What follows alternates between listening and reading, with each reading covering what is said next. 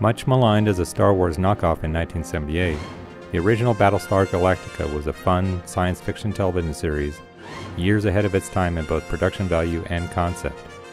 The premise for the series was so solid that the remake it inspired ranks as one of the best sci-fi TV shows ever. For me, the spacecraft were just as good as many of the sci-fi movies of the time, not to mention the uniforms, helmets, and blasters. Even the Cylons were a little cool in their own way. The writing, though, was a little sporadic. While some of the episode plots were slightly better than other sci-fi TV of the era, to be fair, quite a few were cliched and derivative, which is probably why it was scheduled to end after the first season. It then all came to a miserable, screeching, and embarrassing end when the show returned for a shortened second season, renamed as Galactica 1980. The premise is from the start an indicator of just how badly the final season was conceived. Set 30 years after the events of the first season, Galactica has finally found Earth, yet it's only 1980. Not 1999 if you do the math from what happened in the first season finale. But enough of that. There is little to no logic anywhere in the episodes to come. When we left off, the major characters were Apollo, Starbuck, Boomer, Adama, Tai, Cassiopeia, and Athena.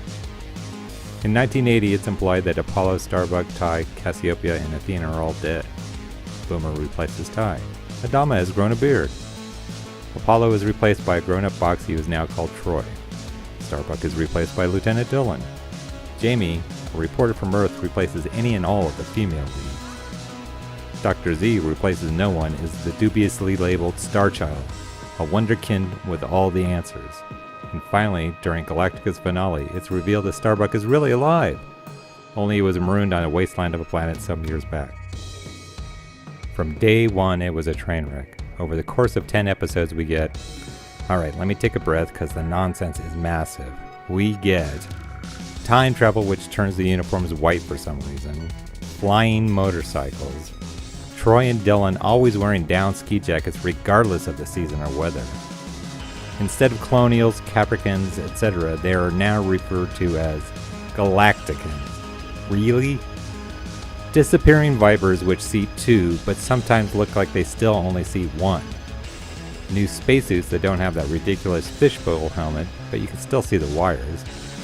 Mr. Brady as a professor with a fro. Dr. Z portrayed by two different actors.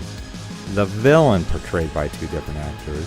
One of them a youngish Jeremy Brett pre-Sherlock Holmes. Space Super Scouts. God help us, lacking only the bionics now.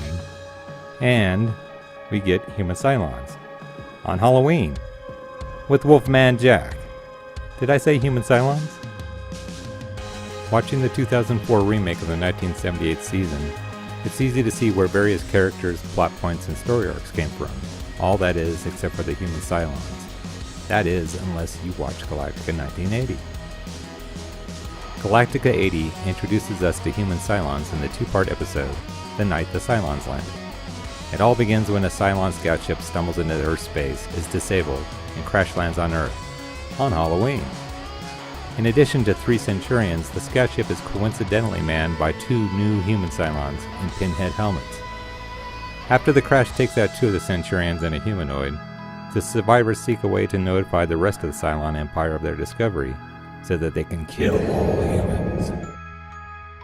Okay, so the plot could have taken a more typical approach, especially considering how most of the season was scripted.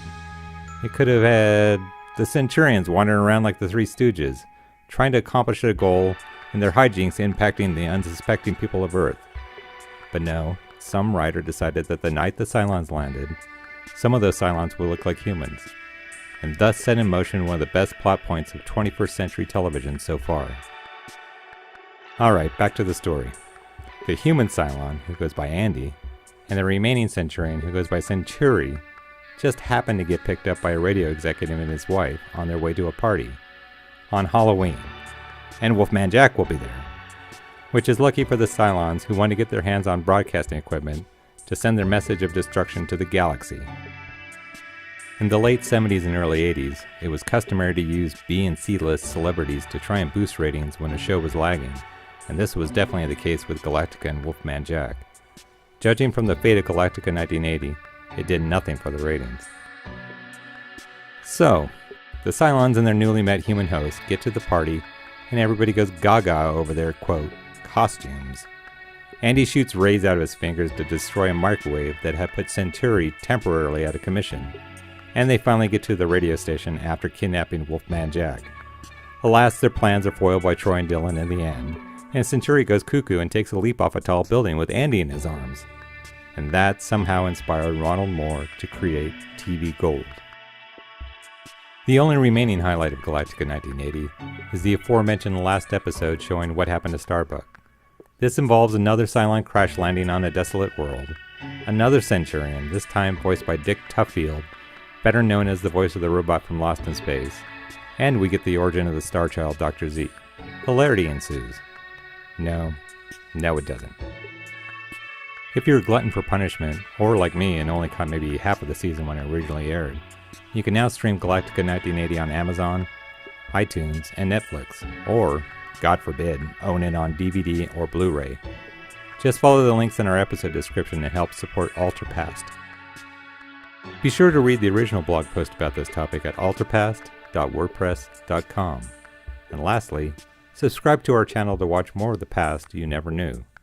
Thanks for watching. This is Will Carlson, and I'll see you in the Alterpast.